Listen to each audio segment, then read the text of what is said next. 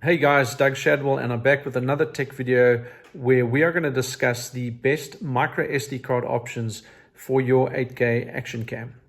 So today I want to keep it super short because no one likes to spend a long time watching a video, but I've packed the information on the screen on the sheets that I'm going to be showing you. So if you want to get more information and understand more about how the micro SD cards work in terms of write and read speeds and how that translates to all the different information that I can go on for hours about, then pause the video or come back later and have a read around the screen at all the different notes that I've made.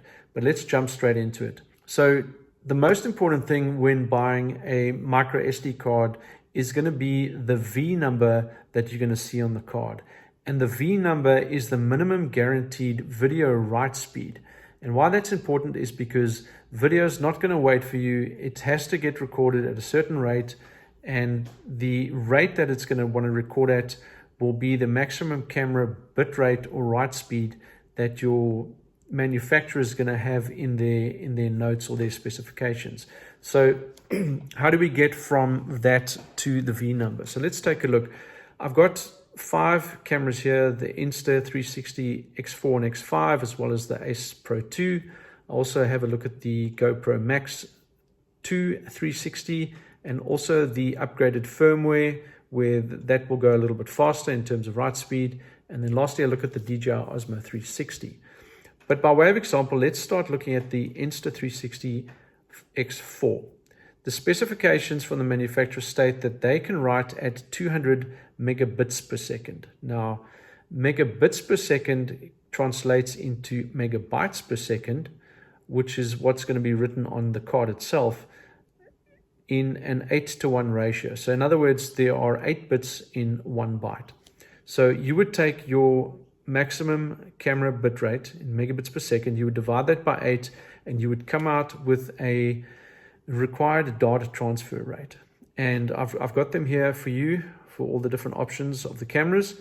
And what you want to do is you want to choose a V number that is higher than that rate. So in this example for the X4, we came out with 24 megabytes per second minimum write speed. Therefore, we are going to choose a V number of 30. In other words, the minimum guaranteed video write speed is 30 megabytes per second. So you can have a look which one you need. Important to note, if you are going to upgrade your GoPro's Max 2's firmware to the GoPro Labs version, you are going to need a V60, and then you've only got one option on the market, which is the Sandisk. All right, so how do these recording rates translate at these kind of speeds for the different cameras? You're looking at about 1 to 1.5 gigabytes per minute of video. And the next little part of the table is I'm going to show you for the different SD cards, that's how many minutes of video you're going to be able to store on your different SD cards. Or once you're getting into the solid state drive sort of territory in the terabits, this is how many hours of video you're going to be able to store at that max recording rate for your camera. So it's important to choose wisely. My suggestion would be start in the 256 to 512 gigabyte category, because that's when you're going to be able to store around about 3 to 5.5, 6 hours, depending on the camera that you have. If you want to future-proof things a bit, what I've done is I've taken an assumption that if the next level is 8K at 60 frames per second, because all of the cameras currently only run in 30 frames per second. But if you want to future-proof it, then what you would do, you'd go do the same exercise, and looking here, all the cameras, you need a V number of 60, except for the GoPro Labs firmware update. If they were to double their write speed, you would need a V90 in that case. All right, so without further ado, let's jump into my suggested SD cards. From the research that I've done and from owning some of these cards personally, my take on it is there's only 3 companies which you should look at. It's the Sandisk, Samsung, and Kingston. And I've got a summary of all the different models and cards on the market, and I've got links below to each and every single one of them. So you would just look at this table, and decide how much you want to spend on the right hand side and which card you would need for your specific camera.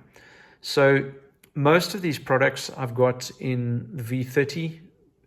I do have V60s for the Sandisk, and whilst not yet available, it seems that Sandisk are probably not far away from releasing a V90 in the micro SD card, because they've already got it in the standard SD version, which you can use on your larger SLR style cameras. So if you've got the GoPro Max 2 360 with the firmware update, you would need to go straight for the Samsung Extreme Pro as an example, in either the 256 or the 512, and ranging from $80 to $150. If you've got any of the other cameras, then it really just depends on the write speed that you want. Most of them are fairly similar. There's not much difference between a Sandisk Extreme and the Extreme Pro in terms of read and write speeds, but there is a significant difference in the cost. So if you're on a lower budget and you don't mind waiting a little bit longer for your downloads, then I would suggest going for any one of these 4 cards. What's really nice is they go up into the 1 and 2 terabyte range. The Extreme Pro the same, but also more expensive. It just depends on what you want to spend. And then in Samsung and Samsung Pro, we've got again some more options. Similar speeds to Sandisk, similar write speeds, and the pricing is also fairly similar as well. So it all depends on what you want. Have a look at this table in your leisure time. But let's move on to some suggestions for solid state drive buys that you guys can make. So really there are, again, Sandisk, Samsung, and Kingston. Each of them come out with a version that has a write speed and a read speed of 1,000 megabytes per second, or a faster version of 2,000 megabytes per second. So it all depends on how long you want to wait. I've put again, the number of hours of video that you can store on each of these drives. And just a word of caution, some of these may struggle with certain 8K workflows. So whilst it can work, and it would all depend on your budget, my suggestion would be to go for the Pro version on Sandisk, the T9 on Samsung, or the XS1000 on Kingston. The only manufacturer that's currently doing 8 terabits is Sandisk. So again, that would be a great option if you want to future-proof a little bit. But yeah, have a look at the links below. And again, like I said, there's a lot of information that's scattered around the screen in the notes. So if you want to have a look at those, go ahead.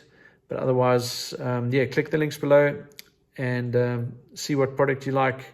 It'll take you straight to where you can buy it. So that's a wrap on my suggestions for the best micro SD cards for your 8K action camera. If you like this video, please click the like button, or even better, please comment on what you thought about this video, what SD cards you use, and your thoughts on that. It really helps me, it really helps the channel, and it helps me to make more videos like this. So thanks for watching, guys, and we'll catch you in the next one.